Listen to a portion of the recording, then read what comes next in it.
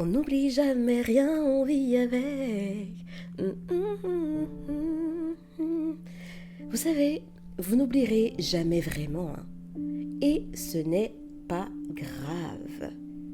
C'est peut-être une des choses les plus importantes à comprendre dans un processus de guérison. On ne guérit pas en oubliant, on guérit en apprenant à vivre avec.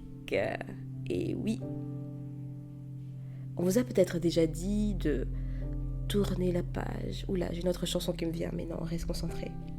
De tourner la page, de laisser le passé derrière vous, d'oublier pour avancer. Mais si c'était faux,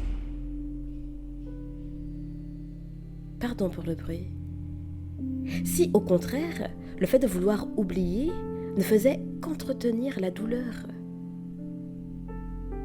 Parce que quand on cherche à effacer quelque chose, on lui donne encore plus de pouvoir. Fuis-moi, je te suis.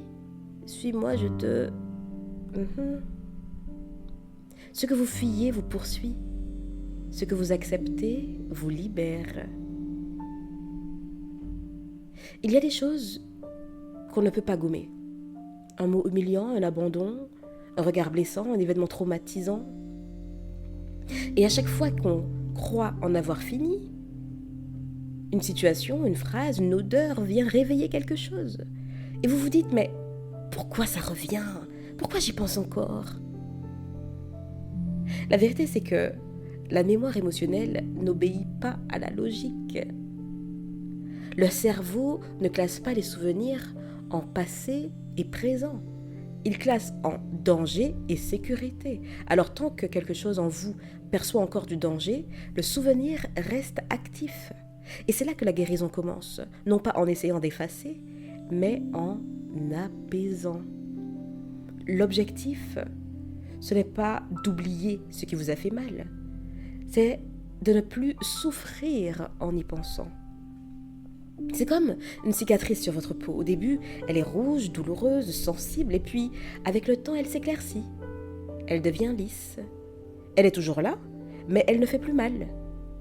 Vous pouvez la toucher sans frissonner, et c'est ça finalement, vivre avec. Le souvenir reste, mais la charge émotionnelle, elle, diminue.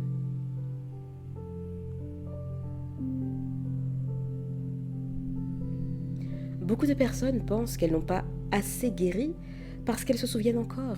Et elles se jugent, elles se disent « Je devrais être passée à autre chose maintenant, depuis le temps !»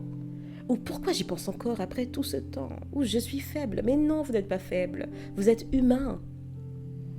Se souvenir, c'est humain.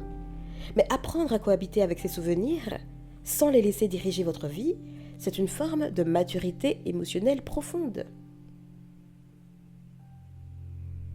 Il y a une phrase que j'aime beaucoup qui dit que guérir ne veut pas dire que la blessure n'a jamais existé. Ça veut dire qu'elle ne vous contrôle plus, qu'elle ne contrôle plus votre vie. Et c'est exactement ce que je vous souhaite.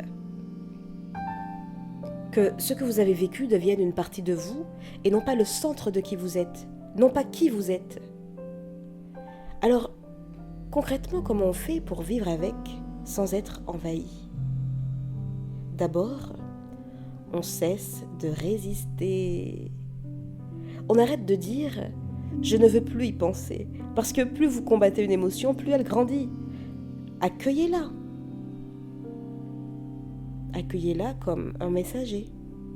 Quand elle se manifeste, demandez-vous « Qu'est-ce que cette émotion veut me dire là ?»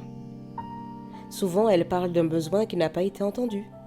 Un besoin de reconnaissance, de sécurité, d'amour, de sens. Ensuite, on met les mots, on met des mots sur nos émotions. Parce que le silence entretient le chaos intérieur. Mettre des mots, c'est commencer à remettre de l'ordre. Parlez-en à une personne de confiance, écrivez ou enregistrez-vous. Mais exprimez, extériorisez. Et ensuite, on transforme.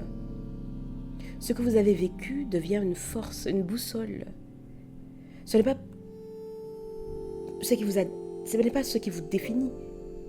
Mais ce vécu peut orienter votre sensibilité, votre empathie, vos valeurs. Vivre avec, c'est aussi accepter que certaines journées seront plus lourdes que d'autres. Il y aura des moments où le passé vous frôlera encore. Mais la différence, c'est qu'au lieu de vous effondrer, vous saurez rester debout. Vous saurez dire, oui, ça me traverse, mais ça ne m'anéantit plus. Et c'est ça, la vraie liberté intérieure. Cher ami, je sais que ce n'est pas facile.